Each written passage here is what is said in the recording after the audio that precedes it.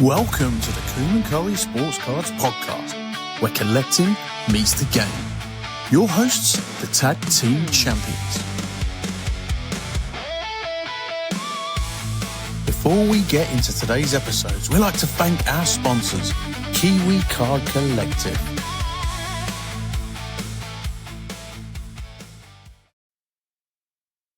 Guest Troops, episode 56. We are back in the game.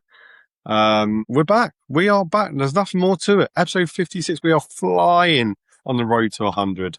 Coom, how are you doing today? Unbelievable. Oh, what a beautiful... Oh, no, wait, it's raining. It's raining in New Zealand again. It's always damp down here in Wellington. Always. But I'm feeling good, MC. I am feeling good, ready for a big show today. You'll be glad to hear the heat wave has ended here in the UK. Rumours of a resurgence next week. But the studio is at a very cool temperature over here. After a week of suffering for Currie as he's been somewhat under the weather, but I'm back. I'm here for MC, you've just hit us with a very impromptu segue. Resurgence, I believe, is the next product out from Topps for NFL. NFL Resurgence, great segue. Well planned. Unintentional segue. That was planned. That was planned. No, yeah. Next, always planned. NFL release Resurgence. I actually had a look earlier on today of some of the new product and had a little read over it. Give you a little quip from that, Coom, for you. Yeah?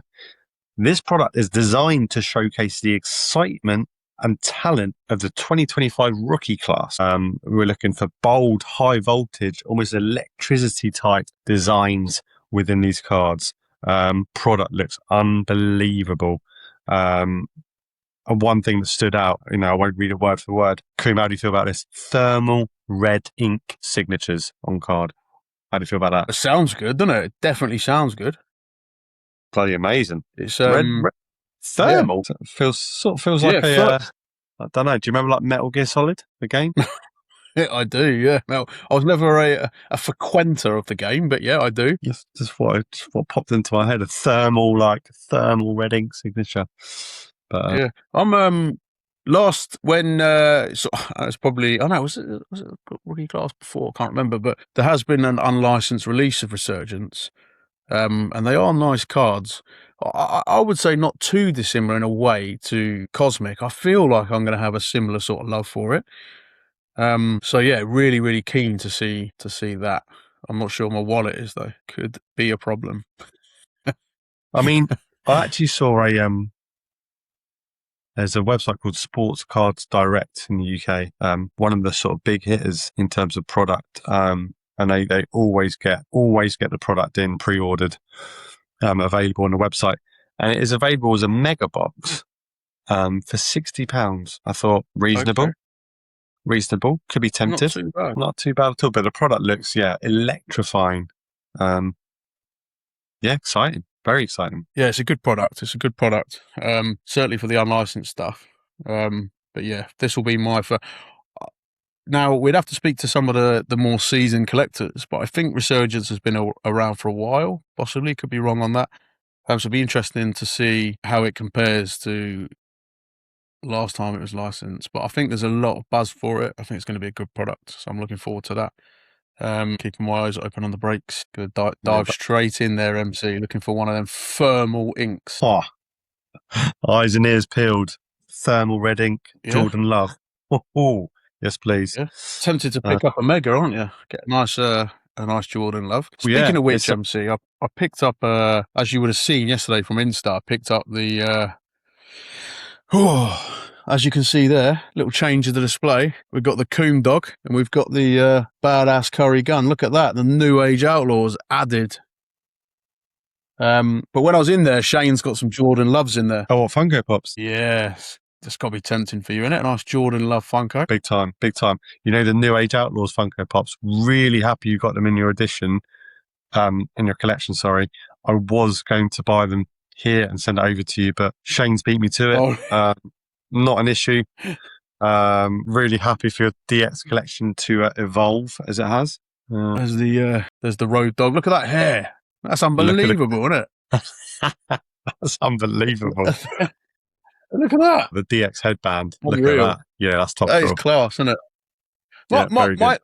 My only Codswollop. Oh no. Oh no, that's why you put them in boxes.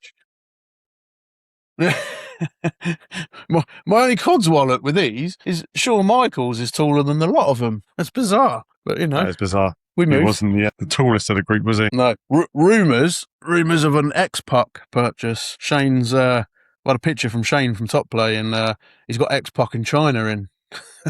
I've got to get both to finish the collection, surely. I feel like there needs to happen, doesn't it? Big time. Oh no, I think it's a must. Absolutely, gonna have to put up some more shelves, boy. I think. Yeah, could be this afternoon's job. There it is. Happy days. What we got coming up, MC? What have we got coming up on this episode? This is a jam-packed episode. We've got lots to get through, and then we have an incredibly exciting guest on, which we will be looking to introduce later on in the pod. Matt Brown from Card Crazy New Zealand. Really excited to get him on. We've I think you've been working behind the scenes with him to get him on and have a deep chat. So yeah, thoroughly looking to bend in his ear later on and chatting away, and plenty to discuss, and big episode, big guest, big episode. Stay tuned. Little update on Matt. Matt will be on slightly delayed today. He's going to be on about 35 minutes. He'll be on. Until then, you've got the tag team champions to keep you company, to talk Codswollop, to get the mail day going. Plenty of action. Perfect segue. Mail day, Coom.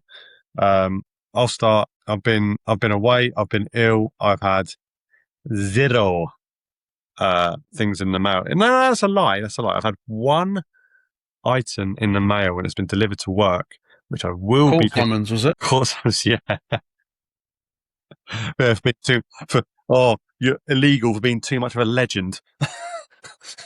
No. Oh no. Not guilty, I'd say. Not guilty of that. God. Lock me up. No. Yeah. Take me away for life, I reckon. No. Lock me up. No, I do have. And I think the majority of listeners, especially the more permanent listeners of the pod, will be delighted to hear that the item that I'll be collecting tomorrow is a further addition to the Steven Gerrard field level. It is numbered to 48 and all be revealed on next week's pod. Coom. That's unreal. Is that sitting in the workplace? Is that ready for you to open, or is that Confirmed. in transit? Confirmed. It has been received and it is awaiting my present, and I will be very much looking forward to opening that one. It's a belter. Could be up there top 3 in the field level collection. So yeah, stay tuned for that one. And I'm in conversation with the Germans, somebody in Germany that has a cracked, no, not even cracked ice. It's just a pink field level number to 99 Gerrard, which I have yet to have seen online. So I'm currently bartering, see if I get the price down because the postage is quite high. But that's the majority of the action from me. Although I am in the market for, and a couple of surprise orders that are going to happen from MC. Tomorrow, I think I'm going to order one of the new Topps UFC value boxes.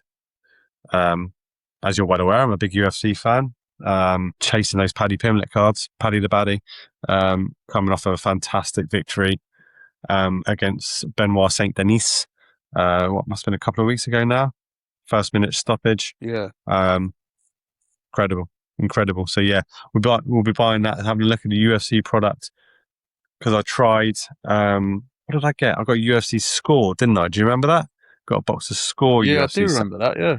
You get like a proper stack of base cards, and then you were guaranteed an auto. But yeah, this is it's a Topps blast, so should be decent product.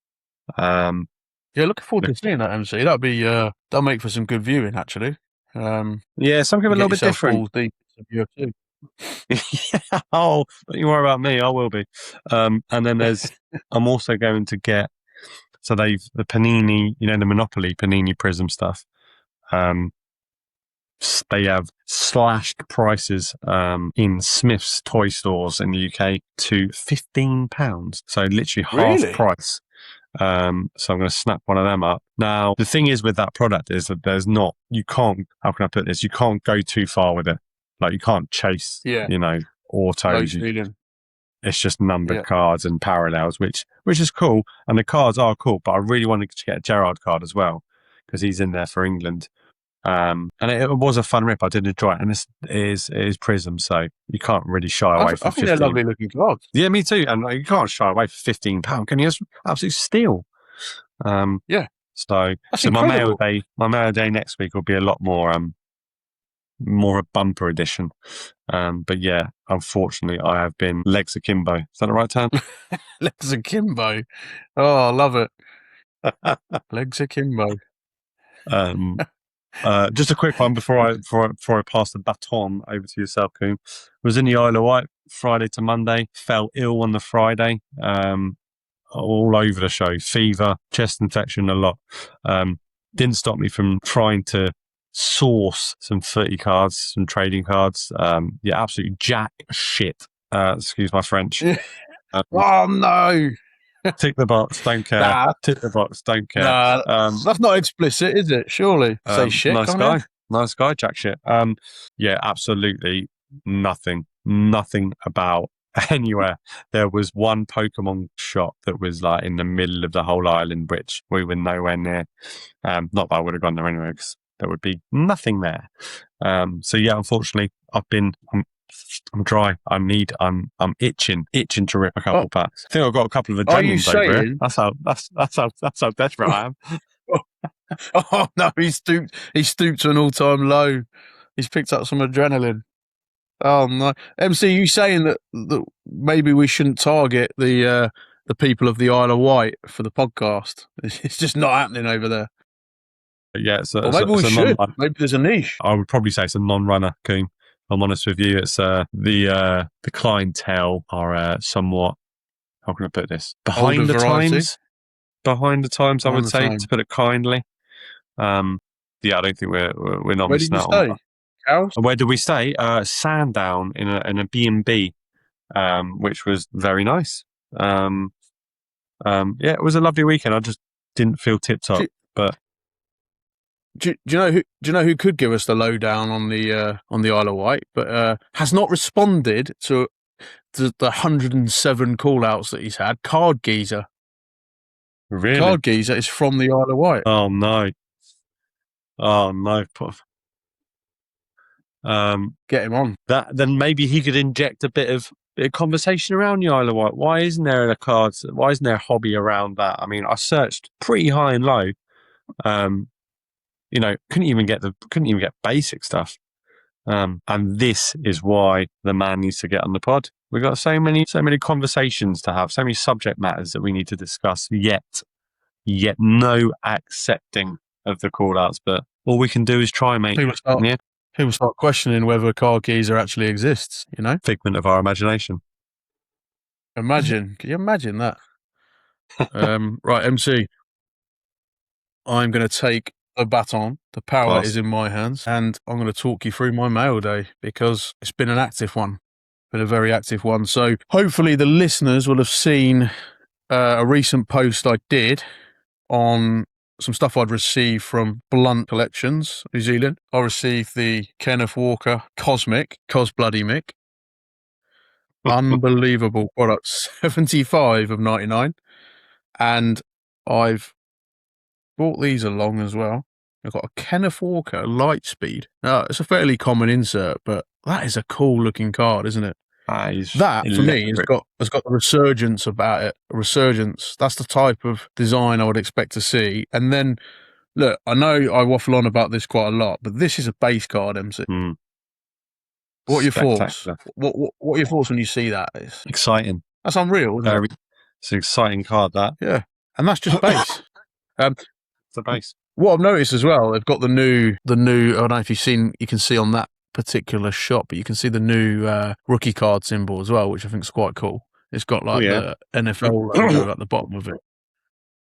What they moved to, but I bleat on around this too much, but I've got no problem collecting those base cards and keeping them in my collection because they're just such a good design. So yeah, I had those this week, which was cool. A lovely, nice little trio there. Loved that. And then from a Topps Chrome Black, I'm a Sam Darnold. Can't remember if did I show you that last week? No, you didn't. No. Might be a double up from me there. But the biggest ones this week were I spoke about the on-card auto. So I got the Arroyo from a Black Chrome Break on-card. Wow, jeez. And that one's number 299. But BC jumped onto another one and I got another Arroyo. Can you believe it? Back-to-back Arroyos on-card. This time blue to 150. You couldn't write it, could you? What a banger. What a banger. Back-to-back Arroyos. Yep. Both on-card, 150, colour match. Absolute banging. So quantity, not so much. Quality, unbelievable, off the scale. I jumped into a break with KCC, sponsors of the show, and I picked up the same 150 blue colour match, Jackson Smith and Jigba. So I haven't received that yet, but I am very much looking forward to that. And I got into a break a while ago with another breaker over here called Breaking Mad. And they had a bit of a delay on their product. And I'll be honest with you, I forgot that I'd even gone in the break. And it finally got delivered yesterday. And I think they broke it around 6 or something like that. And I had no idea. So I got back from football training yesterday. What a session, by the way. But I don't want to digress at this stage. But I got back from training. I was chilling out, watching a bit of TV, and something caught my eye, and obviously realised they'd broke it. So I watched it sort of after the fact. And I didn't get a lot, MC. I didn't get a lot, I won't lie to you. But there was a Jackson Smith and Jigba base card in Topps Chrome Black. Obviously not numbered, it's just base, but I don't know why. I'm very excited to receive it. It looks so good. Now, don't get me wrong, I like the colour matte. I mean, this is a lovely product. You've got, obviously it's a chrome card, but then you've got like this kind of matte effect and then this more glossy effect. And obviously it looks good in that colour match blue. But the black, with it being a base, looks phenomenal. And this is why, our unique perspective in the hobby is really, really interesting, because there's a lot of conversations I hear, even through posts on, say, Insta, TikTok, podcasts and that, where, we talk about base and we talk about what people think they should collect. And, something I've always found fascinating, you look at, say, like the downtowns, for example, generally seen as they are a case hit, but they're very popular, but I don't particularly like them. This is huge, this is controversial, this is a crazy statement from me, but in terms of eye appeal, I would look at that black base card, I'd look at that cosmic base card, and that has more eye appeal for me than most downtowns. That's my statement, that's huge. That is exactly what you said. That is a statement and a half. It's a statement and a half, isn't it? And I think, sometimes, again, coming at this from our unique perspective of being new to the hobby, and I've made mistakes where I've kind of targeted cards I think I should have in my collection, but I'm firmly now, look, people will be watching this, listen to it, going, I'm still going on about those base cards, but it's just phenomenal. And there it is again. It's got to be about what you want in the collection, isn't it? Like, for me, this ticks the boxes. It's Worry, Super Bowl champ. It's a rookie card, and it's a lovely, lovely design. It's a design that I'd have on display. It's a design I'd want to look at. Whereas, you got your case hit downtown. I like it, don't get me wrong, but it's not something that I would probably look at as much as that base card. And that's huge. I accept there's people that are going to listen to that going, what is this guy talking about? But surely they're the conversations that we got to have. That's honesty. That's my view. Until I've got them in hand, I won't know. But I almost like the black base card more than the eye appeal of that colour match to 150. Huge statements coming out today. Huge statements, but it's all subjective, isn't it? It's all personal preference. If you like that, and that's what you like, then that elevates to the top of your personal preference, and so be it. Honesty is the best policy, Chief. So, I've got a question for you, MC. With your collecting, where do you prioritise, let's say, perhaps chasing a case hit or a numbered card, a low numbered card, an auto, or eye appeal? What would be your top 2 criteria when you're looking to add a card into your PC? It's a very good question. Very good question. Thank you. You're welcome. Do you know what probably some of my favourite cards are, and I've spoken about this before, is the Futera cards. Sort of hard to describe. It's very classic. It's quite not plain, but there's not much going on the card. There's like an image of the player. The design's really slick, classic, quite a bit vintage, Quite clean. and I've got that Diddy Haman auto on card. I love that card, and I've got a Gerrard base England Futera card. Again, love that the card is just sort of my cup of tea. That is absolutely my cup of tea, Futera stuff. So that would probably be one of the main priorities. Just what I like, exactly what I like. It doesn't have to be, like you said, doesn't have to be, one of ones, and doesn't have to be on card auto, but that sort of product. I've actually got, I've got Gerrard, Futera, all of these England cards. I've got four England Futera cards there. And I just love the design on all of them. Like that was one of the latest England ones. Very traditional, quite nice. Vintage. So yeah, I like that. Next top of my list, good question. What you said there, would you put that in the bracket of eye appeal? So you're saying that, you like the design, you like how it looks and stuff like that.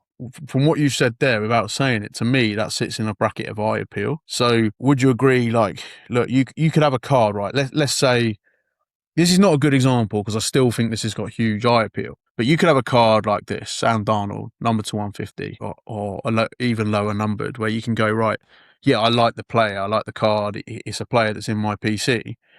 And having it, let's say that was number to 10, for example, but it's somewhere kind of, I don't know, mid to high on your eye appeal. The number itself, the low number for me, when I look at some of my collection, does create an aura. So I look at it and go, do you know what? That card is special because it's to 10 and I like to look at it. I like to hold it. It's number to 10. That creates an aura. Then you've got the base card conversation, or the other, the eye appeal, the Futera conversation, where you like the card because it looks so good. It's your cup of tea. It's your style. That sits to me under the eye appeal category. You've got the case hits, like, look, I've got my JSN rookie downtown, a bit less on the eye appeal, but it's a case hit. It still generates a massive aura. I still like it in my collection, but for me, I would still prioritize that eye appeal. When I'm drawn to it for eye appeal, 100% eye appeal. And I'd probably also say, it's top of had a look through my collection the other day, and it's just an autos, like just autos, that relevant of the number. Like essentially, I'm very happy with a base auto. Like I've got a few Jaden Dan's base autos, and they just look great. Not bothered that they're not numbered, so I probably wouldn't say numbering is the highest on my list. Love having an auto card. Doesn't matter. Like my Gerrard card isn't numbered, but that's probably one of my most prized possessions in my collection. So yeah, I'd say eye appeal would be for one, and then auto cards just irrelevant of whether it has a number on it or not. Yeah, I think eye appeal's got to be the main one. It'd be interesting, maybe that's something we'll ask Matt. Maybe that's what we should ask guests moving forward, how you'd prioritize it, because like we said, all these other elements they certainly create an aura. Like I like looking at the low numbered cards in my collection. I don't think you'd ever fully, if you had eye appeal was extremely low, like it's a seriously ugly card, maybe that does reduce the aura of the low numbered as well. I'll give you a good example of that, actually. So when I would say within the first 6 months of me collecting, I bought a JSM 1 of 1 from, I think it's from a seller in Australia, and it was from the Illusions collection. So obviously it's not probably one of the top names. It's, it's a bit more on the value side, but nevertheless, it's a 1 of 1. And that's why I bought the card. Now, I'm not going to lie. I bought the card. It was JSN. It was a rookie card. It was a 1 of 1. However, at the time, I would say it was very low on the eye appeal. It to me, it didn't look. It was kind of like a base card. It looked like a base card to me. So eye appeal was very, very low. And I actually tried to sell it. Wow. I had it valued, or in my head, I sort of, when I looked at on 130 point at the time, this is going back a while, I don't know, $350 or something. I can't remember. But there was someone interested, didn't make the sale. And I ended up, when I did possibly my first submission to PCG, I ended up having it just authenticated. So I wanted it slabbed up. And when I got it back and I looked at it for a while, it started to grow on me. And when I look at the card now, look, it's never going to be a card that's high on eye appeal. But I think eye appeal can change. When I look at that card now, I would never sell it. like that's going to stay in my collection because again, it's got that little story where I had these different views on it, and I tried to sell it. It wasn't. I think it was the fact that the deal didn't happen and it stayed with me. That was maybe meant to be, but the eye appeal of that's grown on me and become quite important to that card, possibly more so than the fact it's one of one. So a little, is that an anecdote? I'm not sure. Little story for you. Enjoyed it. Good to know. Yeah. But thanks for eye that insight. appeal. Yeah, I think the point of it, without sort of cutting through the waffle, is that the eye appeal is always the main thing for me. That's the main thing. I have to like the look of the card, and reiterating, that's not me denying there's no aura from low numbered cards or autos and stuff like that. When it comes to autos, what are your thoughts on this? It differs from player to player, sport to sport. My where is he? There he is. My Firmino card. Look, I always wanted a Bobby Firmino auto. One of my favourite players that I've seen at Liverpool. Love the guy. When it went up for sale on a local page, the guy had, I think I picked up let's have a look. Let's get this right. This is actually numbered to 139, but the guy also had a card that looked identical from Origins that was numbered to 99. And I kept looking at the pictures, and it took me a while to actually work out what was different. And I think the Origins was silver or something, and that's what the difference was. And for me, like you said, I had no reason whatsoever to there was not even a little part of me that thought, I'll pay the extra $50 and get the 99. That wasn't the point of that card. The point of that card was I wanted that Bobby Firmino autograph, and the card and the 99 had, for me, huge eye appeal. It's a lovely looking card. It wasn't the fact it was numbered. I couldn't care less. Like you've said for your Gerrard there, I couldn't care less if that was numbered.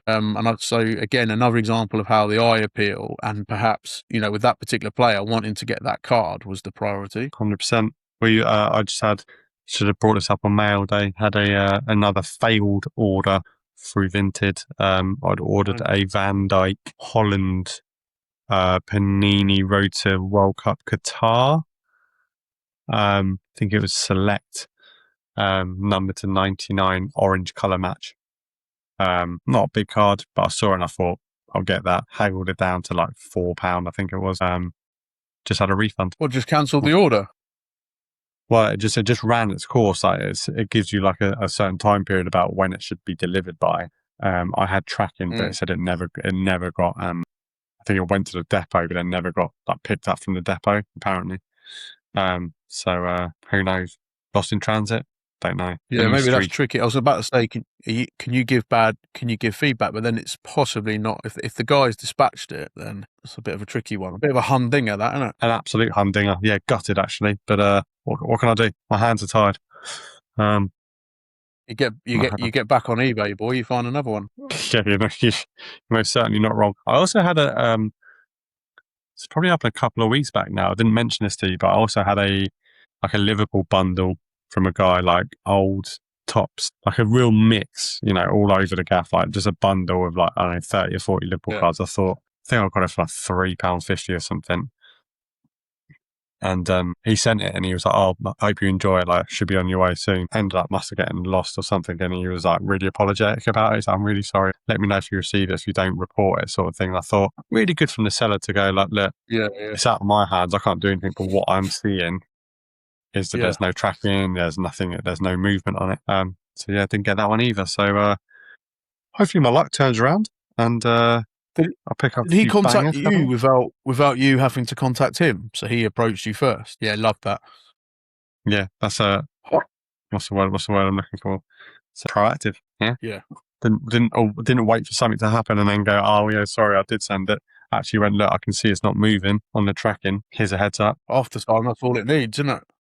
Just a bit of communication. Bit of communication, bit of courtesy goes a long, long way. Communication. Oh no, that is really brought the show down. That. That's move on quickly, shall we? We will move on quickly. Segue into NFL, Coom, because the season is looming. You like that one? There you go. Excuse me. The games start in he's not well, the boy. 7 weeks, approximately. Pre-season has started. From a Packers perspective, first match 13th of September away at Minnesota Vikings at the US Bank Stadium. Now, I've seen like social posts about them being in training. I saw a post about 3 of the players being in the NFL top 100: Xavier McKinney, Josh Jacobs, and your very own Jordan Love. But and I've basically just been keeping an eye on the injury updates. I didn't realise that, so obviously Parsons was out with an ACL. I didn't realise that they've got a clause in their contract. I assume it's throughout the NFL, that if you do an ACL, then it's a 9-month rehabilitation minimum. So Right, there's okay. no like rushing them back early, or they have to complete I at didn't know that, least yeah. 9 months rehab. So he will Yeah. not be back in contention to play until mid-October. But on a positive, Tucker Kraft is apparently going to be back in training next week, which is a huge boost. So yeah, thoroughly looking forward to the new season, getting into it early. I already feel the tide turning, especially from this conversation, into like NFL cards. That sniff of the new season, the World Cup's ended, big chat about NFL break you've gone into, showing me all this product. I can feel the seasons changing, if you will. So yeah, excited. Seahawks, can you talk to me? What's the update from your end? Is what's going on with your lot? Well, MC, firstly, that's some top research on the ACL. That is something I didn't know. Love that. What a fact. And I did my actually research like. for you. Yeah. I like what they've done there as well. Yeah, really interesting that is. As I've got a tendency to go off on a tangent, right, before I speak about the Seahawks. Before I was into NFL, you was into NFL, wasn't you? You was into Packers, and I think you can, self-confess, self-statement, however you want to put it, but you kind of focus more on other things over the last few years. And I think you mentioned previously you got a bit more into it, or back into it, sorry, the season just gone. But are you feeling that there could be a full comeback into NFL this year? Yeah, I do. I definitely would like to watch more matches, rather than just catch up on highlights. I think it's more, I think in any sport, if you delve into whatever sport, if you're just watching highlights, I think you only get like a watered down version of the match. You don't really get the full atmosphere. You don't really feel the, you might know the result before you've seen the highlights. So I really want to get involved and watch some of the matches that are on a bit earlier. So I think there's like some kickoffs on Sundays at 6 and 9 p.m. So I'd be keen to get involved and watch a couple of them to start with. But yeah, I'm fully invested. I would like to be more, get more knowledgeable. I definitely got back into it last season, as you're well aware. So I think I'm definitely more invested. Definitely more invested than I was before last season, and definitely more invested after, dipping my toe in this season and sort of following the journey of the Packers. So yeah, here's hoping to a cheesehead. Speaking of a cheesehead revival, I was about to say. I see that there was a Packers contingency that went over to watch the cricket in England, in London, and there was a section of the crowd which all had cheesehead headwear, which I just thought was completely random. Sports fans, you never know. Crazy, isn't it? I love that though.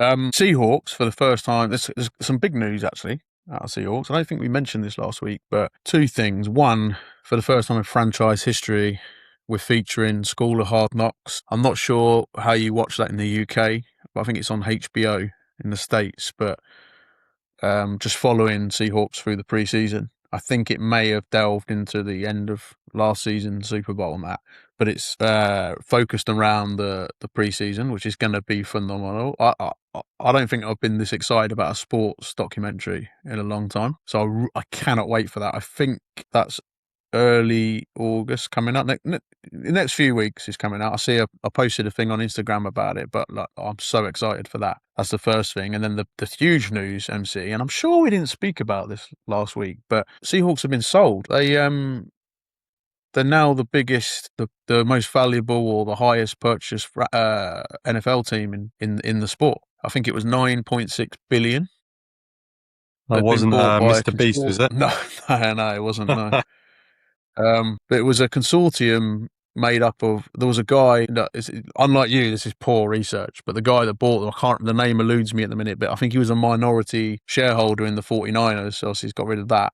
But yeah, they've been purchased for 9.6 billion, I think it is, which is unreal. I think it was purchased for 150 million in 1997. I think they bought it, and 9.6 billion now. That's incredible, isn't it? Unreal Profitability. Yeah. So what that means for Seattle is that there's the millionaires tax in Seattle. So there's a bit of speculation around it, it's a fairly modern stadium, but these things change so quickly, don't they? That like the years just go by, and I think there's talk of perhaps possibly some major upgrades and stuff like that. That said, Lumen Field was one of the most popular stadiums in the World Cup, wasn't it? Just incredible atmosphere, incredible feedback. But there is some speculation, but I think it's not on the radar. It's not likely to happen. But people, they fear the worst, don't they? Oh, could we be relocated or something like that? But look, that's not going to happen. I think only good things can come from this sale, from what I've read. Believe it or not, even though the guy's name eludes me, I've been reading quite a lot about it, and I think it can only be a good thing, especially if someone's putting that sort of money into a franchise. That's incredible. But look, on the playing field, people speculating as they do who's going to win the Super Bowl. I think Seahawks have got a great chance of going back to back. I really do. We've not lost a lot. We've not lost a lot of starters. We've added, I think, Price at running back is an absolute beast. He's an absolute specimen. And the reports coming out of the preseason, this guy's ready to go. I think he's going to get with Charbonnet. Charbonnet's still not ready. He had an ACL, so based on the research you shared, there'll be a set time for him to come back. But Price is going to get a lot of early action, and I cannot wait. I just cannot wait to see that guy. JSN, I think Shaheed's going to get a lot more action this year. We got a new offensive coordinator. I think we moved back to seeing a bit more action for the receivers as well. So looking forward to seeing Shaheed get a bit more involved. And I think what's going to be interesting is Sam Darnold. How does it, he's come, what a story that guy's got, by the way. Well, I don't think there's a story in NFL history where quite like his, where he's been at so many teams, isn't he? He's been a backup as well. And then he's finally found his place at Seattle and gone on first season to win the Super Bowl. Phenomenal. Yet the guy still gets a bit of criticism. I see a clip the other day of some, pundits saying that the only reason he did so well was because of Seahawks running game. The Seahawks running game in the regular season, or the first 2/3 of the season, was very low in the rankings. Very, very low. It certainly wasn't. Kenneth Walker really only picked up in that latter stages, and admittedly, that's the business end, isn't it? That's what matters. But Sam Darnold was delivering. Right? He was delivering bombs all through the season, like highlight after highlight. So I am very excited to see how far the Seahawks can go this year. And eyes on Darnold, I think. Can JSN get to the similar numbers? Will Shaheed contribute more, as speculated? Unreal, mate. Rams worry me though. With Myles Garrett. Oh, that's a quality division, I tell you. Let the games begin, Chief. Darnold probably spurs him on, doesn't it? He keeps getting all this backlash, if you will. Let's hope it does for you for this season. But he's amazing to watch, because even in some of them games towards the end of the season where there's a lot of interceptions and that, the guy his mentality is what's probably made him successful. He's phenomenal. He's not fazed by anything. Me personally, I am. Like you make a mistake and it's very hard. Things start to snowball and stuff like that. Or I think about it. It's one thing as a referee I've had to learn is that if you say you make a decision in a game and you're like, maybe I got that wrong, or someone's chirping at you and you start to focus on that, you've got to really switch off. You've got to, if you do make a decision you're not happy with, or you think you've got it wrong, you have to move on, because even in refereeing, if you switch off for 1 second, you can miss the next thing, then you miss the next thing, then you miss the next thing, and then before you know it, it's just snowballed. You've lost control of the game. So if you dwell too much on a previous decision or a comment or whatever. That's how it snowballs. So refereeing for me has been good because I've had to learn to just move on. You have to have a memory of a goldfish to a certain extent. You have to move on. Forget what's happened. Just get on with the game. And it's the same with Darnold. You can't change. You throw an interception. You can't change it. All you can do is, right, let's get it right next time. And he's been in, he's been in some sticky situations with Seahawks last year. But I think his mentality is what's drove the success. To be able to put that out your mind and just get on with the next play. Phenomenal. Elite mentality. Yeah. Incredible. Elite. What a story. Speaking of refereeing, Coom, I'm going to sort of digress here and segue in. Penny, for your thoughts on being the World Cup final referee? Nightmare, absolute nightmare. That was congratulations to Spain. I think the majority of people were quite happy that Spain beat Argentina after the whole. Should we say preferential treatment for them, and also the dark arts from Argentina. Coom, thoughts on the final first of all, and also thoughts on having, if you were in the ref's shoes, how that game would have went if you were reffing. Yeah. Well, there's a couple of things that I'm baffled by, and firstly, I want to take you back to your Codswollop, right? So I'm absolutely amazed at how subs have been allowed to run onto the pitch. You brought it up. It's been frustrating. It's been frustrating to watch. But for me, the control of the dugouts, the technical area, has been shocking. Absolutely shocking. I'm baffled by it. So that's the first thing. Another thing I noticed from the final is when Enzo Fernandez had been sent off, he was in the dugout again. Yep, baffled by that. Some strange things. I think generally, the ref was all right in the final. I think he had a good game considering what was going on. Yeah. Did you see the clip where he got told by Pierluigi Collina that he was reffing the finals? Had all the referees in the room. It was on social media, and they said he was all emotional, and all the referees are congratulating him and that. I thought that was quite cool. You get to see an insight into, because the referees are part of the game as well, so you get to see how much that means to him. And I saw Anthony Taylor has retired, isn't he, this week? How was it? Yeah, he stepped down, and I was seeing he's reffed some big finals, hasn't he? His career is just phenomenal. And then they've shown some articles about, I don't know, is it the Euros or something, and he reffed the game, and then he was getting. I don't know if you ever remember seeing the footage where him and his family are walking through the airport and people are throwing chairs and it's just terrible. Football's crazy, isn't it? And I listened to some of the referees, definitely give me a different perspective, but I listened to some of the pundits and coaches and how they still have a go at refs and blame refs. And I just think it's crazy, honestly. I think it's mad what goes on. But I think the referee in the final, I think he did a good job, to be fair. There's things that you could pick up and stuff like that. But Argentina, that's unbelievable. It just adds more weight to what we were saying about the England game. If we didn't sit back, Messi, look, we know what a good player is. We just potters around the pitch, doesn't he? If he could have his ideal game, he would just say, well, the other team just sits back and defends. Yeah, music to Messi's ear. That's what we did. Spain, they weren't doing that, and Argentina couldn't live with them. Simple as that. FIFA tried their best, though, boy, didn't they? Ruling out a perfectly good goal. They tried their best. Do you know what cracked me up? That whole Infantino. They showed him in the first half and the second half of every match, don't they?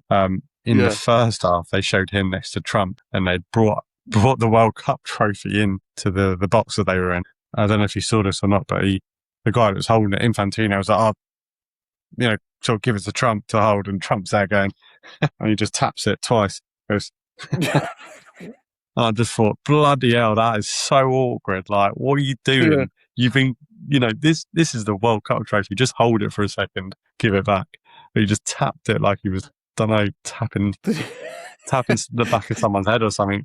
It was very awkward. Did you see him on stage as well when they lifted the trophy and Infantino tried to get him off, didn't he? And then he waited until they lifted the trophy. Absolute embarrassment, isn't it? But in terms of the match, it wasn't a spectacular affair, was it? Argentina did their best to try and 0 shots on target. That is terrible. But made up for Ferran Torres. I do like Ferran Torres. I thought he's come under a lot of flack and he kept coming off the bench the whole tournament. And for him to get the win, I was quite happy with. Someone else that would be very happy with that winner, Youssef El-Zeki, friend of the pod. I believe he is a big fan of Ferran Torres and PCs him. So he will have seen some price increases on some of his PC. That's for sure.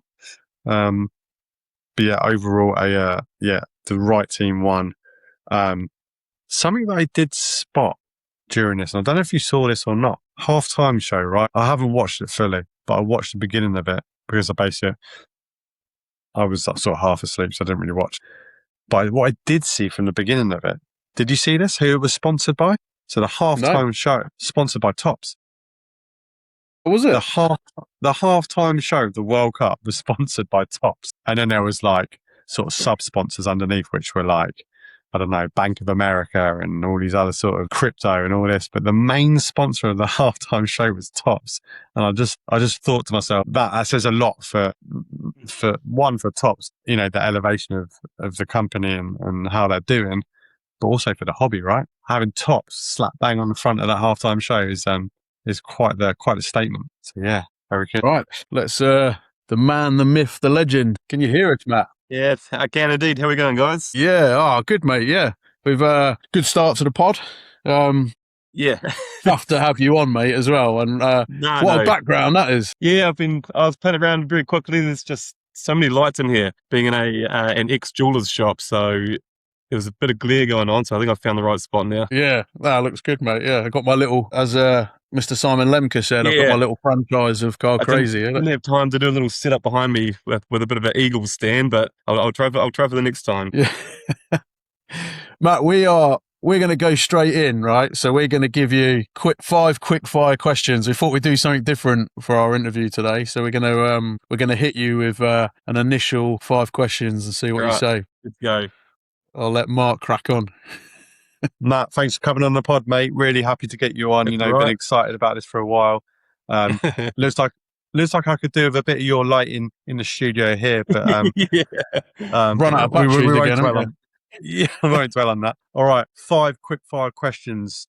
Answer them honestly and as quick as you can, Matt. Panini or Topps? I don't know. It's the way it's going. I think it's going to be more Panini at the moment. Right. Okay. Question 2. What is the greatest sports card ever made? To me, I would say I'm going to go past a Jordan Flair rookie. Nice. Question 3. Basketball or NFL? Well, if you asked me this before COVID, I would have said NBA. It is now NFL, though. Like that. Okay, question 4. Do you have a guilty pleasure within the hobby? Like a specific card? Are you a Locana fan? No. we try and sell what we can in there, though. No, as much as the guys on our group chats will hate it, I mean, Pokemon is growing on me. Oh, no. No. You're going to start doing Pokemon break. I know, I've been there with Pokemon, tried that, it just didn't work. I mean, it's as long as we sell enough of it, it's fine. And lastly, question 5. What is the strangest trade or sell that you've had at the shop? It's a hard one. We've had memorabilia brought in for cards. It's nothing crazy. I mean, it's only like they wanted like $50 for like some, I didn't even know them. It's like some like New Zealand athlete. But like they'll come in for a card or credit or something. But there's been no real strange ones, to be honest, because most of the off the street stuff we actually don't really take if it's not sort of memorabilia. If it's not like authenticated, we have to sort of turn it away. But we've had plenty of offers. We've had like New Zealand Olympic team signed like hats from the 60s and 70s or something. I think it was the rowing team. And this must be worth like $2,000 or $3,000. I'm like, well, it could be, but like we can't take it because if we try and resell it, people ask for like authentication and all that sort of stuff. But between that motorsport, like stock car signatures, there are heaps of speedway signature stuff brought in. But yeah, I mean, as much as I'd love to take it all, it'll just be a bit of a hassle, I think, getting rid of it. Yeah. It's not, I think if you can't prove the provenance of something, it's a bit of a gamble, isn't it? Yeah. I mean, it's going to be those people caught selling what could be just like faked autographs or the memorabilia. Yeah, definitely not worth it. I've seen I don't know why this just popped into my head, but I watched that the Ken Golden thing, and I remember seeing this guy come on saying that he was trying to sell them like washcloths or something, or like a flannel or whatever you call it, that Michael Jackson had allegedly used in a hotel in Germany. You know, when he held the baby over the over the balcony, and he had a letter from the manager who ran the hotel to say, yeah, this is definitely his washcloths and that. But in the end, they were like, well, you can't actually prove that it's actually him. No, It seemed pretty legit, but yeah, bit of a weird one. But unless you can prove that they've used it, definitely not worth it. Yeah. Matt, let's get into it. So the first thing we wanted to ask you is we want to have a chat about you. Obviously, like KCC, you're Card Crazy, are sort of one of the first people I did breaks with and stuff like that, which is really cool.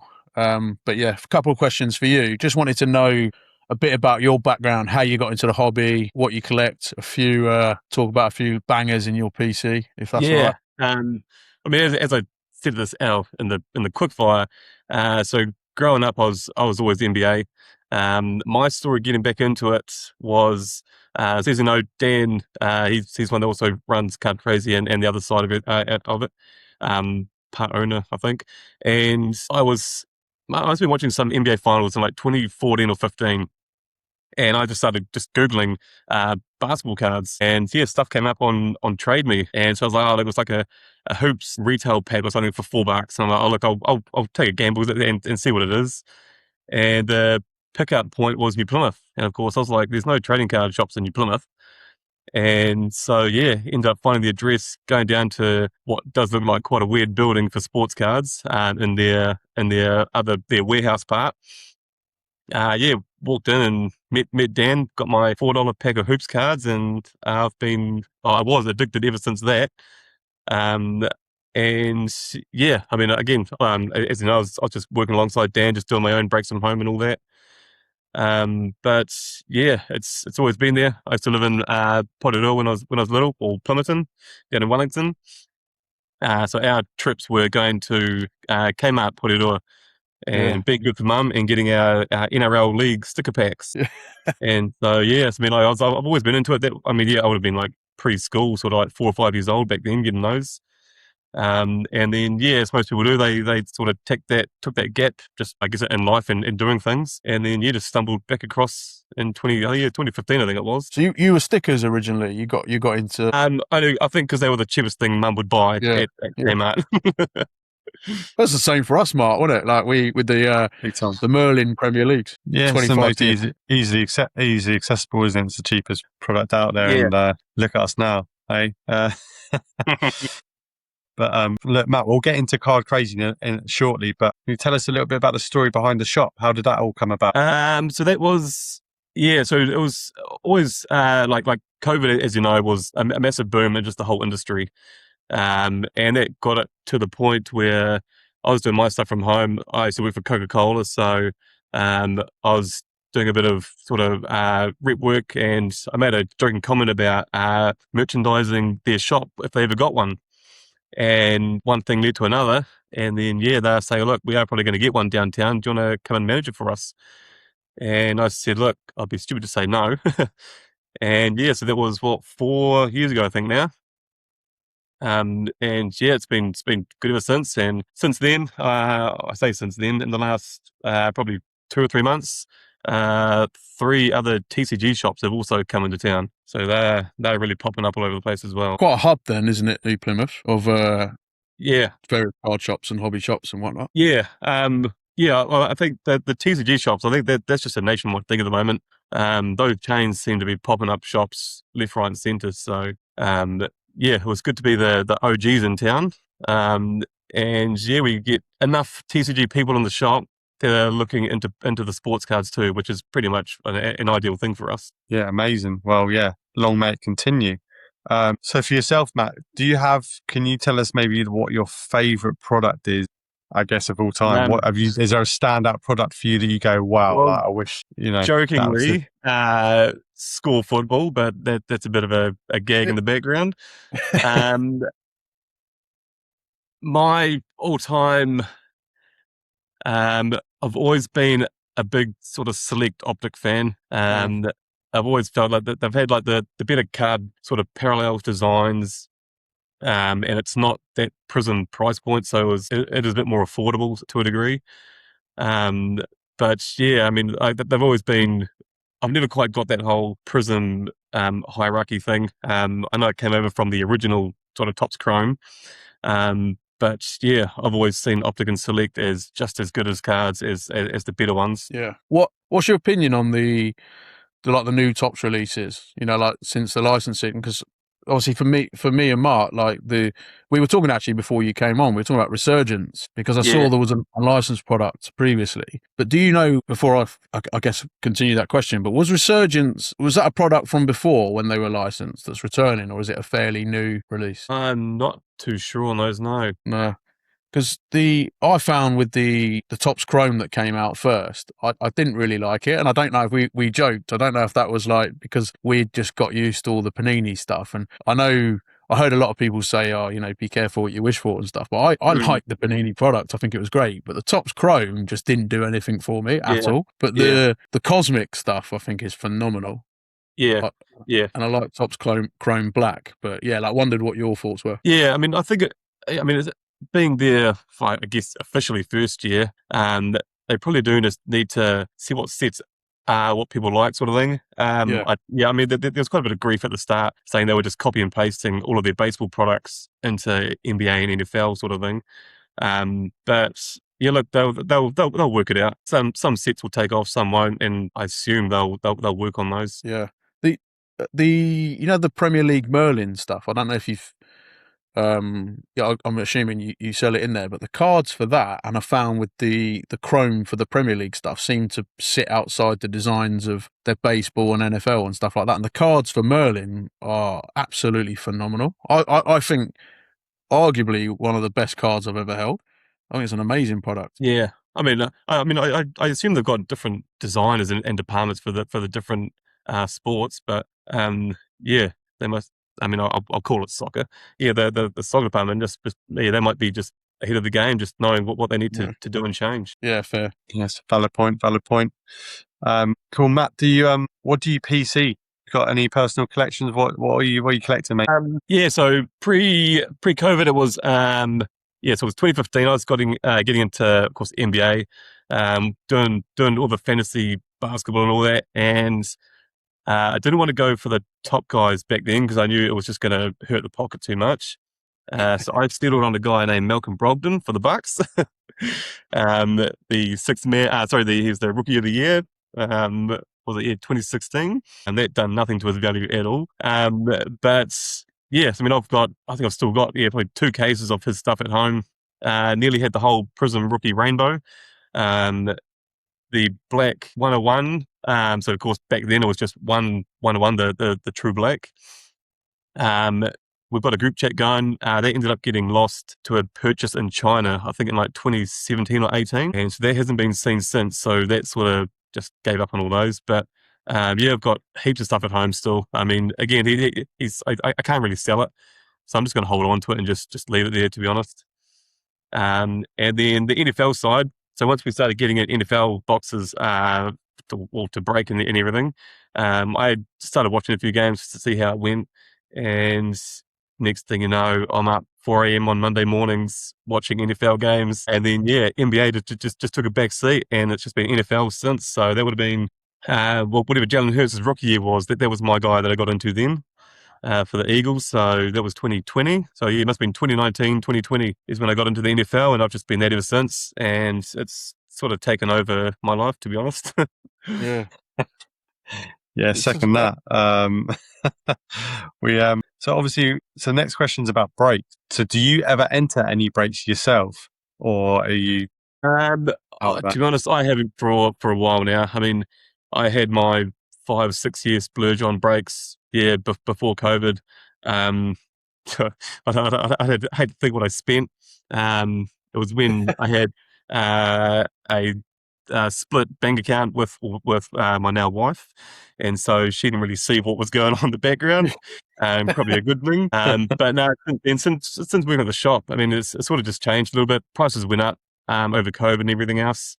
And yeah, I sort of get my break fix just doing it through the shop now. If I do have some spare money every now and then, from some winnings, whatever, I'll jump in some stuff here and there. But I haven't really chased anything since probably 21, 22, to be honest. You know, with that, we spoke about it quite a bit actually on the podcast, and I guess off the podcast. But like for me, since I've got into it, like I don't think I think hopefully for most people it's a normal level, but there's that sort of addictive side and that need to be involved and stuff like that. Like I love it. You know, I said to Mark, if I get nothing in a break or I get a banger, they're the dangerous areas. I think not somewhere in the middle ground. You think, all right, I'm in control. But with you working in the shop, you'd think, or most people like me would think that that's like a dream job, isn't it, for a card collector? Yeah. But you breaking for other people, do you get the same? Does that kind of itch that scratch because something's happening? For me, I need something happening. I need a mail day. I need a break, or I need to buy a card. I mean, 100%, because just knowing as well that I'm still opening the packs up, which is the whole feeling that people like to enjoy. So I'm still like in the unknown of what's going to come out of these boxes and packs as well. I mean, and then now it's just the flip side of, instead of me not having to keep the card, it's going to people's collections and PCs sort of thing. So, most of the time, and it's just good knowing that I can just send that off to them now. But I mean, I was in the same boat when I was back in my break days. I'd just watch break after break. I mean, I wasn't even in them. I was just picking a random team and just watching the break for no reason, to be honest. Yeah. I did that in the first, before I actually had the bottle to join a break. I watched so many breaks, just to see what it's all about. But sometimes I still do now if I'm not in it. I don't know though. I've never really found the answer. I don't know whether I'm doing it to check that the person with Seahawks isn't pulling a banger, or whether I'm just curious. I don't know. I still don't know how I feel about it. Like I still feel there's some really cool guys here who obviously follow the Seahawks and that, and like there's a little part of me that's like, if they get a decent card, like fair play, like you got to share it around. But then there's that other part where I'm like, I can fully imagine that. It's always exciting to see it happen, but then the other guys that don't have it must be just in the back of their head saying like why can't it be me? Yeah. Well, I think about that. I overthink things too much, and I was thinking about that time when I did that 8-hour round trip just to pick up that Milk Road colour stuff. Yeah, but I was thinking, right, that came out. You'd got a new case of the Phoenix Hobby, and that was the first break from the case, which is obviously not good for you. Yeah, happens far too often too, by the way. Yep. Yeah, but I was thinking, if you think about the odds, right, of me getting like, let's say, a Milrow Colour Blast or a case hit is really small, isn't it? Because you've got to be in the break. There's one per case, and it's got to be your team. The odds are so small. Yeah. And people talk about FOMO quite a lot, but then on the other side, you've got Mo, haven't you? Like actually missing out. Like if someone, and I was thinking, if I didn't jump on that break and another Seahawks collector got that, like I don't know how I would have felt, but like, you'd be one of those guys leaving the page, leaving the group chats, saying you're not going to break again, and then you'll see yourself rejoining in about a week's time. I see that happen. It happens so often. Yeah, just need some time to process it. But yeah, like I'm being brutally honest. Yeah, like I do. Like I said, there's that part where I want people to get nice hits and stuff like that. But there's a big part of me that is, maybe I'll watch them just to make sure they don't get the hits. Yeah. I mean, that's always understandable too. I mean, also just seeing the amount of money that people do spend on it, not get anything, sort of time after time. I mean, again, I've been through those days. I used to hate it too. I used to sort of buy into breaks, driving to and from like supermarkets, like when I was back in my Coke days, and then watching the breaks in the afternoon because it was mainly American stuff back then. And so that was like between 2-4 p.m. It was just phone time, just watching breaks, and then just being really pissed off that you got nothing enough to spend that money on them. Yeah. What? It must be hard, when you get the products that have not got many cards in. Because there's obviously there's levels to breaking, isn't there? Everyone's got their level, and like for me, I find it hard when you do. I went in a few, but when you do like the Immaculates and Impeccables and stuff like that, when you're paying quite a lot of money to go in, and you've not even got enough cards in the box to ensure that everyone's got a chance of getting a card. When you get some boxes that don't pull out big cards, that must be quite hard sometimes because the break goes quite quickly, doesn't it? And then a bit of an anticlimax sometimes. But, I mean, especially if it's just that box on the live stream as well, it can be like a 3-minute break and then nothing's come out. I'm like, oh, cool. That was sort of like a waste of time. but I mean, I guess, I mean, that's just what those levels are. Like you said, people like low entry stuff. There's the mid, there's the top tier, and people just like to chase what they chase. I think I know you've mentioned it a few times. Yeah, like I've got my card crazy slabs, but Yeah. this is this is one of my favourite products. I don't know Yeah. Phoenix. What's that? Mid to high mid maybe Yeah, product. it definitely doesn't get the love that it does. So that it should. Yeah. Again, I see Phoenix as a slightly below Select Optic, sort of design and color range. Value wise, it's peanuts compared to those though, which is a bit of a thing. I mean, again, now that Tops is here and Panini's no more, it could just be that there's those sort of products that people don't appreciate now. In 5 years' time, could be the ones that they actually do like. Yeah, that's true. That's definitely true. I've just got to have the patience to hold some of these cards. Like I like, and you know, when you want things happening, that's part of it as well. Chucking up little sales and changing what's in your collection and It's stuff like just that. a big Ferris wheel. Just you break, you get stuff, you sell it, you jump in again. Yeah. Oh, 100%. Yeah. But it's good fun. It's good fun. Yeah. Well, some of the time. Yeah. Well, yeah. When you're hitting Mill Row Colour Blast. Anyway. Yeah. It's actually got a funny thing, you see, because you drove up. I think I've had about probably 3 or 4 customers now make lengthy trips to pick cars up to the shop too. So it's, I mean, you're not the only one that's done it. Yeah. But yeah, I guess you just get that thrill of getting a top card, just puts you on a buzz, and then you make silly decisions like driving 8 hours to go pick it up. I know. I could have just bought it for the price of the fuel. Oh, yeah. but then that's part of it as well, isn't it? But that's not the first Colour Blaster, is it? I bought in the last product, I bought an international mega off you, and I remember joking, saying like, "Do you do a no-hit guarantee or something like that?" And laughing. And I did a little video when we first started doing the Insta, and I remember watching as I'm doing it. I'm watching the cards I'm opening through my camera, and I remember getting the Roma Dunze Colour Blast, and at first I didn't kind of realise, and then I sort of looked at it and I was like, "What?"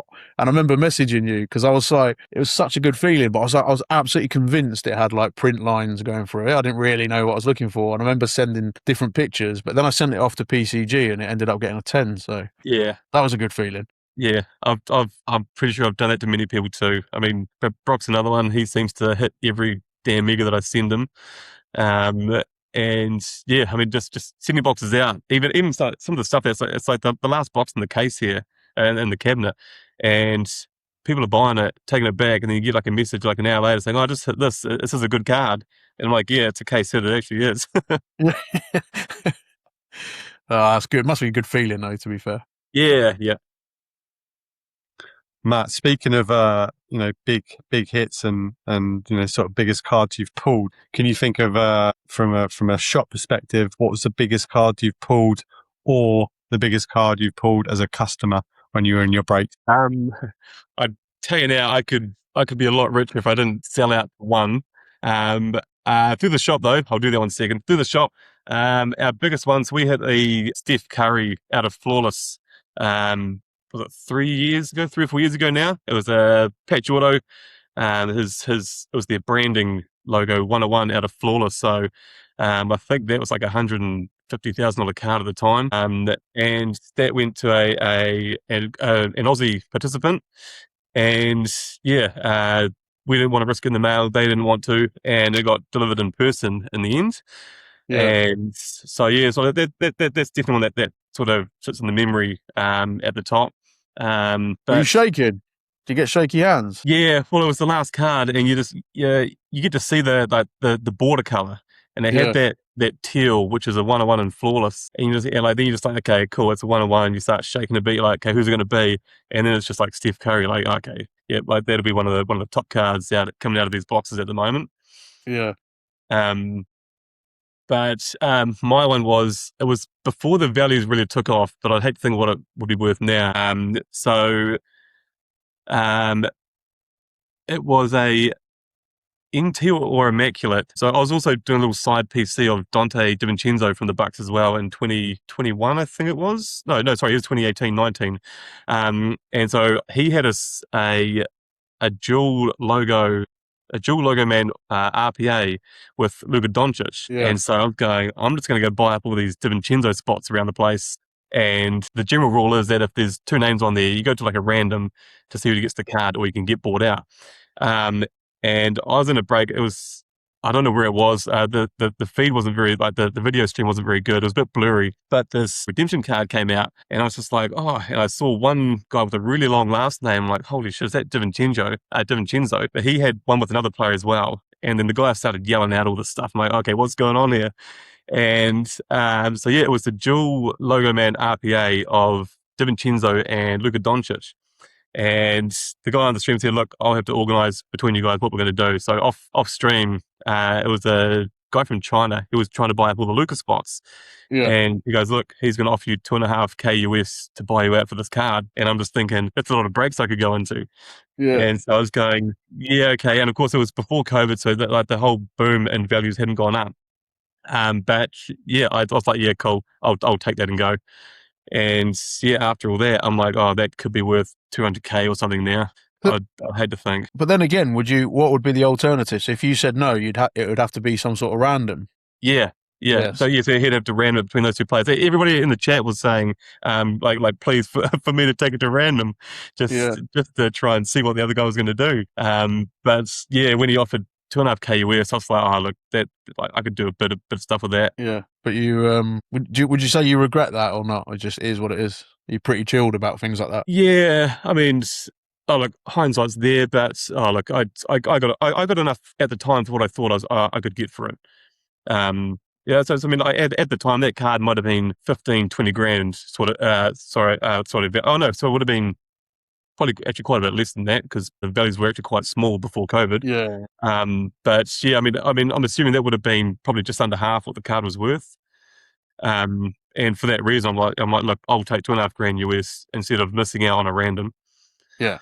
And then I would have dropped that. I would have taken that money straight back to Dan at Philatelic and just bought some boxes off them. Oh man, yeah, that's a cool card to get though. Yeah. I mean, like I said, I mean, I look back now, like to know. I mean, I don't even know if that card's ever surfaced, to be honest. Like, because redemptions back then, they were always like a bit of an iffy thing. They still are now. I can only assume it got fulfilled, but yeah, I've never seen the actual card.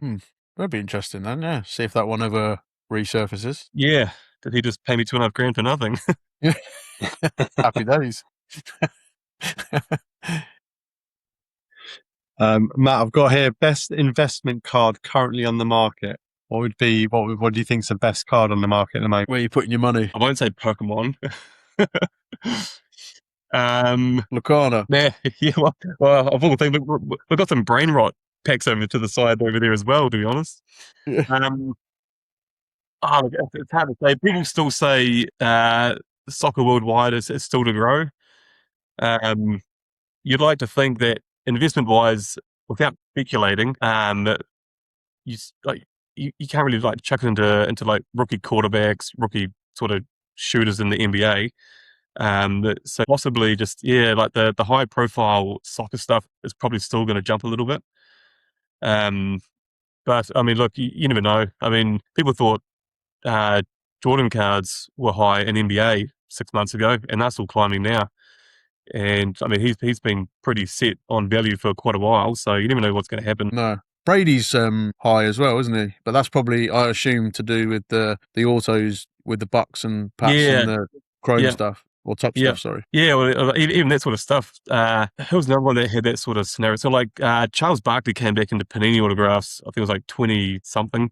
So he never had autographs for ages. And so people that had his autographs before he announced that he was re-signing, those held good value. And so people also see it as if they come back into the market and start signing autographs again, is that going to depreciate what they've got? Because there's going to be like a bit more like a saturation of autographs, which could have been the same thing with Brady coming back for tops and all that as well. But the collectors from back in the day, like, they'll know that original stuff will always hold key value to anything else. So I guess anything like that, like old school soccer cards, are it's probably a good bet at the moment. The Jordan Fleer rookie card, I hear that on podcasts quite a lot, like almost weekly. That someone talks about it, but there's actually thousands of them, isn't there? You go to any card show in America, you'll find find one. Yet the value of them still mad, and the need for people to have them is still there. Yeah, I mean, it just shows that there's still such a high collector base or demand for him. It doesn't need to be like a low pop card to be valuable. I mean, we've got a Kobe PSA 10 rookie card in the cabinet as well. I think that pop count is like 2,000 or something off memory. But still, it's still like a $3,000 card. That's it's a lot of money. Yeah. So I mean, I can only assume, like, I mean, again, with Messi in his possibly last World Cup, his original rookie stuff, whatever's out there. I mean, I don't follow soccer enough to know what they are. But I mean, that stuff, if it's high now, it could even just keep going up. Yeah, probably. It's funny, isn't it? Like, I think, when you talk about Pokemon and stuff, I remember being at school and, friends collecting Pokemon. And I dabbled with it a little bit, but I never had much interest. But you think now, if you could go back and grab some of them boxes and that, it'd be just enough to be a millionaire. You wouldn't need many. Yeah. I mean, not only that, but I'm assuming most people had the cards that are available now. Yeah. I mean, I had most of them, but I used to play the game back in, I must have been like 10, 11 years old. The cards would go back in the pocket. They'd go through the wash. They'd be in the top drawer. Which is why the whole, like that, like some aspects of grading is probably relatable to those sort of situations where there's so many cards produced, but so many were wrecked because it wasn't a collectible per se back then. And so, hence why, a top graded original Pokemon card, it probably demands it to be worth quite a bit. Yeah, but like you said, this is a strange comparison, but I remember I went to my first ever soccer game in '93. I used to keep all my programs, but as a kid, I used to write the number of. Like I used to number them. Like when I went, so I got like a big pen. And I remember having because we're from Brighton, and Brighton, when they had their last game at the Goldstone, obviously that was quite a good, collectible program to have. But mine's got like, I don't know, number 10 on it or something, like in pen. So you never at the time have consider how valuable things might be or how you should look after them, I guess. Yeah, so I've still got that program. I've got that program for the last game yet. And I've also got Pokemon cards they are in a binder, like a small binder, but they're definitely, if I was to really look into them, they've probably got, like rubber band marks around the middle of them, or dirt, and like you said, putting them in your pocket or top drawer, your chest of drawers, But maybe one day I'll have a look through, see if they're any decent. Because I mean, even because I on that, we still get people like bringing stuff into the shop, and because we done like a buying post about 2 or 3 months ago too, trying to find those sort of diamonds in the rough. But so many people were bringing in folders and just like rubber banded cards, and they're like, are you going to buy these? And it's like, well, no. I mean, it just must have been it was just the way to store things back in the day. Obviously, this day and age is so much more there's so much more onus on it, isn't there, to keep it like pristine and to protect it, rather than probably back then there wasn't as much available to people. But cool. Last question for you individually, Matt, was in your opinion, who's the most overhyped player in the hobby at the moment? I mean, it's hard to say. I mean, top rookies in all sports, the money that gets thrown at them without them actually doing anything in their career yet, it still blows my mind. Yeah. Like some of the the Hall of Fame title winning players from all sports seem to command absolutely nothing compared to all these new guys who have proved nothing. So I mean that's why I always think the new guys coming through, people dropping top dollar chasing those guys always seems to be a bit of an overhyped thing. It's a gamble as well, isn't it? I think maybe somewhat controversial view, but I think Dark could be one of those players. I can't believe his prices. Yeah. It's mad. So have a bit of some car crazy questions then, Mark, I reckon. Yeah. Matt, talk us about one thing with us. So first part of this question is, how did the name come about? Second part of the question is, rumours on the grapevine that I've been told from Coom in the green room is that the name has been around previously before the shop opened. Yes. So Card Crazy was a NZ franchise, late 80s, early 90s. From what Chris and Dan have said, it's I think it went under in like year 2000 or 2001. And so they were just trying to reignite it. Again, trying to find the guys that had it to see if they could sort of deal out. To bring the whole nostalgic name like back to life. And so yeah, they just ran with it. And said, look, whatever happens, happens. And yeah, we're still here. Well, shop here. Yeah, 4 years later. But I think, around the website, it must be for 8 or 9 years now. Yeah, so Dan was running the Card Crazy website before the shop, just doing it from from his warehouse around the corner. So Nice. so the business is set up. Sorry, Mark. No, Jumping please, in after there. you, Chief. You're set up as a distributor as well, aren't you? And that, correct me if I'm wrong, but that's the bigger side of the business, isn't it? Yeah, so that was like with Panini. It was always a bigger side of it. I mean, again, people always say like this sort of shop needs to be in a big city. Like it needs to be in Auckland, it needs to be Wellington, Christchurch. But we were all from here. Like me and Dad, like we had young families at the time, so we weren't going to uproot and move to like the Auckland sort of thing. And yeah, I mean, between wholesaling, distributing, website orders, it was always holding its own. The shop was more of a brick and mortar front, just to showcase what we do and what we've got. Nice. MC, we've got you on your side. Yeah, bear with me. We're having technical issues. Technical issues. Hang on, we're back. Sorry, Matt. So yeah, you was talking about distribution, and tell us a bit more about the shop. So the shop does breaks as well, I believe. Tell the listeners a bit more about the shop and what it all entails. Yeah, so the shop, it was key as a retail shop. It became just another location for us to do our breaks, have a nice sort of like visual image to the whole thing. It quickly became a second storage place for all the stuff that we had. And yeah, I mean, one side's sports cards, one side is all the memorabilia. If I can, I've got my portable camera. If I can just quick spin, hopefully it's still focused in. Nice, smart. So yeah, there's all your memorabilia down that side. Signed jerseys, basketballs, baseball bats. Then way down the end is NFL stuff down there. So yeah, so like it is a bit of a half and half. There's the old TCG corner. That's where most of the sales come from these days. And then yeah, the other side is just all, there you go, little visual.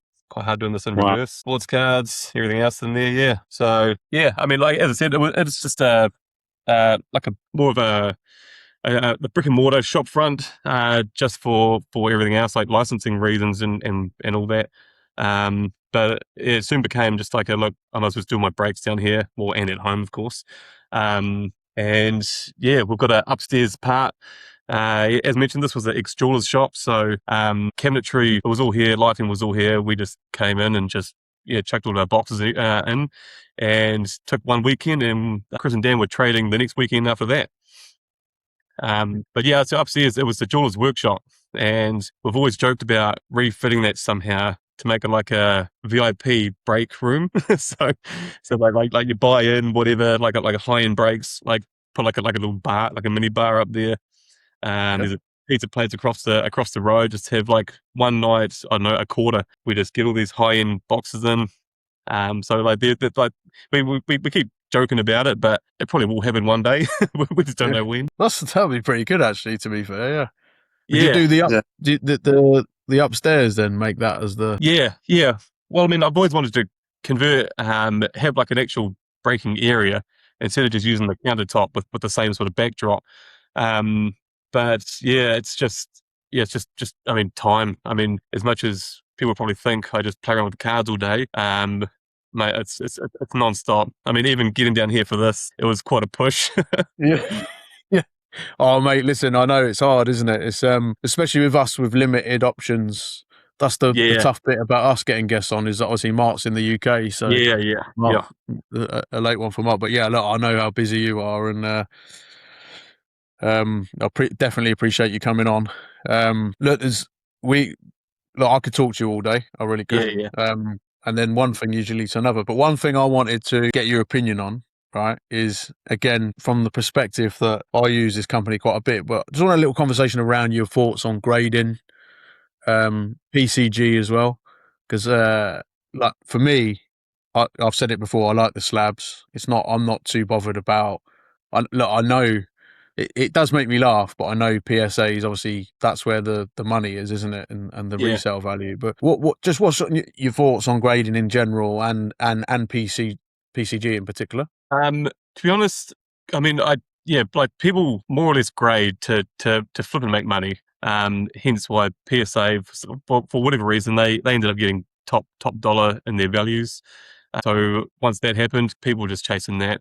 But for the shop, I met the guys at PCG. I think when they went down to the first Lower Hutt Wellington card show, and I've always thought since then, like, they don't add too much value to the cards themselves, but it encases them, it gives them the grades, so people know what sort of condition they are. And I even thought about even just solely using them in the shop. So start grading some stuff just so there's more like a graded card option in the shop, in the cabinets.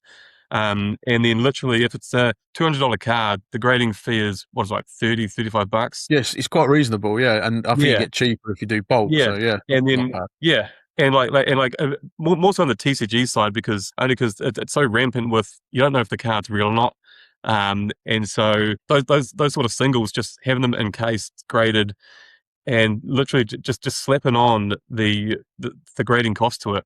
So if it's a $200 card that grades well, just sell it for $230, $240. But people are buying with a bit more confidence that it's been checked over and graded and, I guess, authenticated through a company that knows what they're doing, rather than buying blind with like a raw card. Yeah, I think to be fair, I think that kind of matches my opinion. The reason I ask about it is because you've got, obviously you hear a lot about PSA and stuff like that, but for me, the nail on the head is that, having it encased, it's properly looked after, and the PCG slabs are quite nice.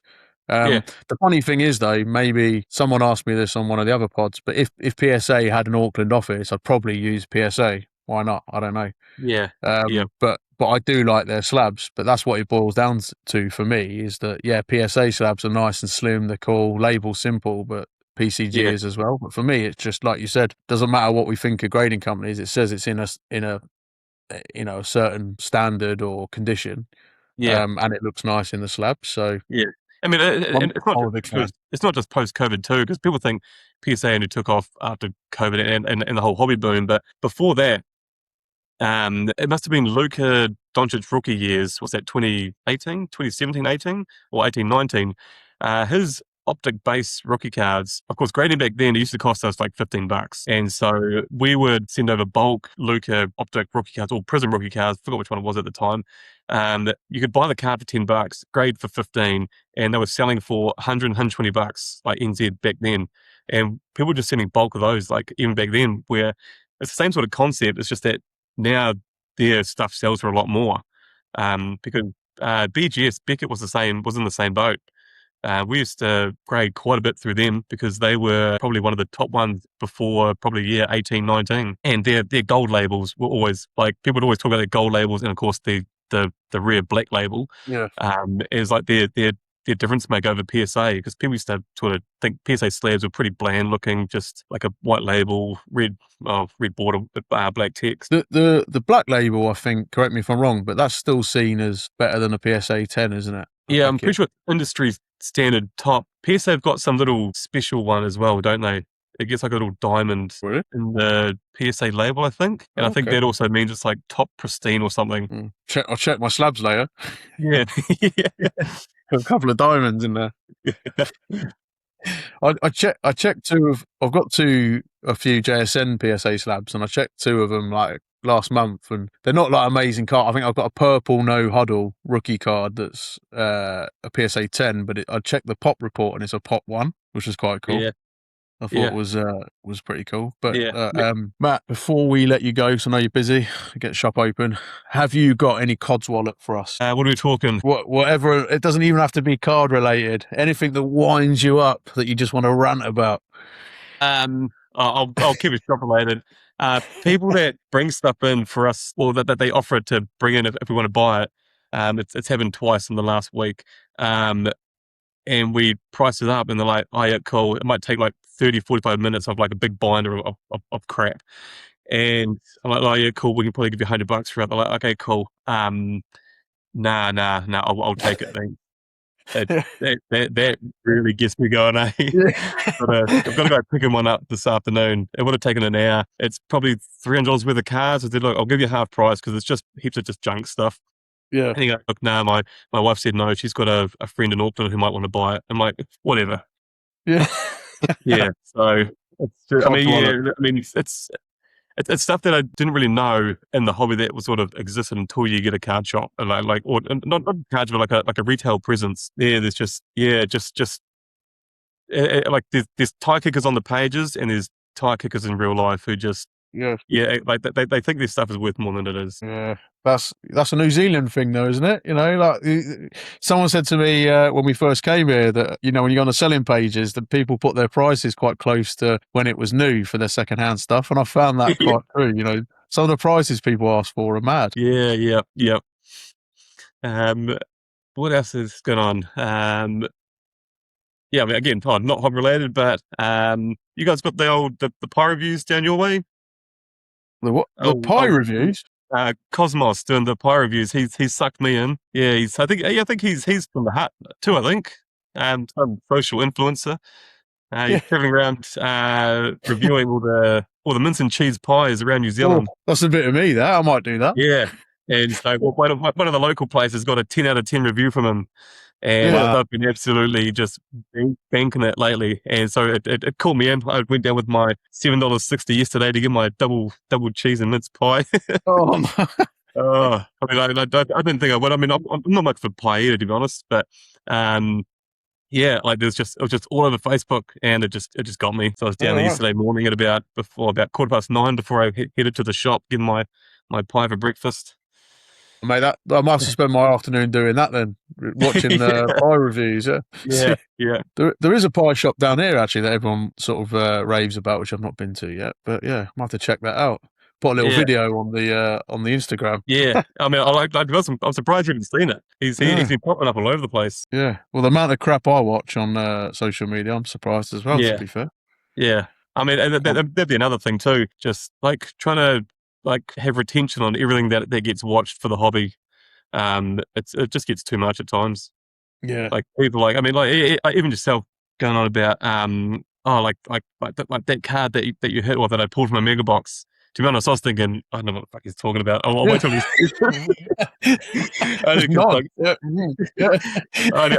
because I mean, once you say it, I remember. It's just there's so many people like, oh yeah, no, I remember you hit me this card and this card. I'm like, yep, yeah, that's right, yep. Just say yeah, and then people are like, yeah. But yeah, I mean, look, I mean, again, I'll call it a career change. It was good going from a Coke rep who was more of an early morning merchandiser because, we had some pretty shit workers back then, into a dream job. I mean, I would call it. No, it's good, mate. There's some amazing, with me being over here and getting into this, there's been some amazing people, but, Card Crazy, love the breaks, love the community, love the shop as well, as quite a hit, actually, my review video. Got quite a few. I remember that. Yeah. I think it's one of our most top watched videos. I know, yeah. There you go.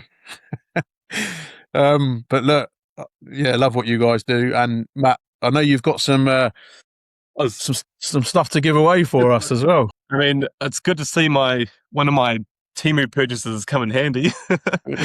I've been buying so much crap off Temu, just trying to see what I can like sort of fill the shop up with. But a nice little stand is coming into work. So Dan never says to do anything online without doing giveaways. So that's a little goodie stack. Oh, that's incredible! Yeah. Packs galore, some other little stuff. It's probably, I don't know, $150 worth or something. And also some supplies too, because that's industry compulsory. Card preservers, some of our German branded raw to rare supplies, sleeves, top loaders. We'll work out some way to give it away. Yeah, it'd be nice to run it through the podcast actually, just to the people. We've spoken about. Just hit some questions in the comments. And go from there. Yeah, no, it'd be spot on. Yeah. MC, any questions for Matt from you before we go? No, it's been a pleasure, Matt. Thank you for jumping on. We've yeah, we had a lot of questions for you, so thank you for fielding them all. It's been a pleasure. And maybe I'll jump on a break soon. I still, I don't have the buzz for breaks like Ben does, but maybe I'll jump on one just so I can get involved. Yeah, no, good. Yeah, like I said, thanks for having me. I think we've only done 2 or 3 since we opened up the shop, so I haven't done them in a while. It's good to get it back on there. Yeah, do you know, maybe we need to partner with a battery company and get Mark some batteries as a giveaway. I think he needs more for batteries too. I haven't paid you. Progressively getting darker. I'm down to one light. Yeah, I'm down to one light. I'm telling you what, Timu has got some really good spotlights going on at the moment. Yeah, I've got these two are from Timu. They run out. They never seem to make it through one full show, do they? Incredible. No, because they're cheap. That's why. Yeah, fair enough. All right, Matt, we're going to let you go, but look, Yeah, it's right. really, really appreciate your time, and hopefully I'll see you this afternoon on the prison break. Yeah. We've actually got 3 going, so I'm going to try and fill them, get some stuff done this afternoon, so I don't have to piss the wife off tonight, asking to do some breaks from home. Nice one, Matt. Cheers. No worries, guys. See you, mate. Cheers, Ta-da. Matt. Take care, mate. Right. I'll work out how to leave now. There he is. MC. Yeah, What a chat that was. That's fantastic. Super, super fun. What a guy.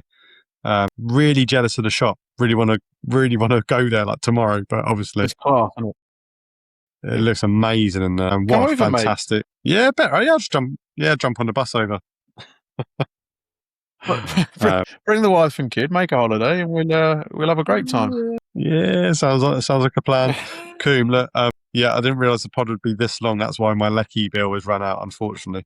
But Is it? What's the time? Is it it's midnight now? Is it 10 past? gone midnight. Yeah, that's why I'm in the dark.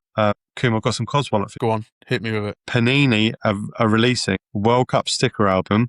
Yeah, the same one, Prism version. What do you mean? Well, the stickers is Panini Prism stickers essentially for the World Cup. That's just been. Absolutely starstruck, isn't it?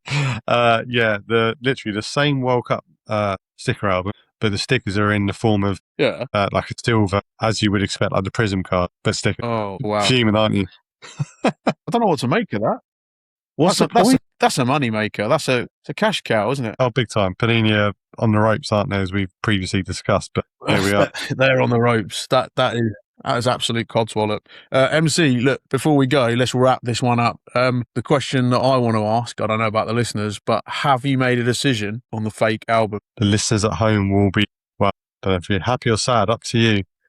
But it appears the decision has not been confirmed, but I'm leaning into keeping it and using it. Just a story, isn't it? A collection. Yeah, like it. Have you double checked that that's the only issue? Yeah, are all the teams there? I haven't fully checked. No, I did start to check, but I haven't fully checked. I will keep you posted, but I can't see it being. I mean, pending a full investigation. Be a shocker if Ireland are in there, isn't it? Yeah. Yeah, that would be poor. There we go. Right, let's wrap this one up, MC. AOB? NOB from me. One thing left to do, boy. Romeo done. It's going to go Richard Dunn again. All the best. You can't think, the boy. Richard Dunn, over and out. Bye.